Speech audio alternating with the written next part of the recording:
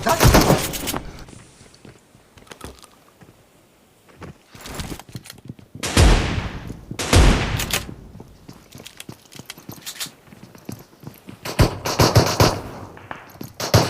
out, watch out, watch out. And his name is John C.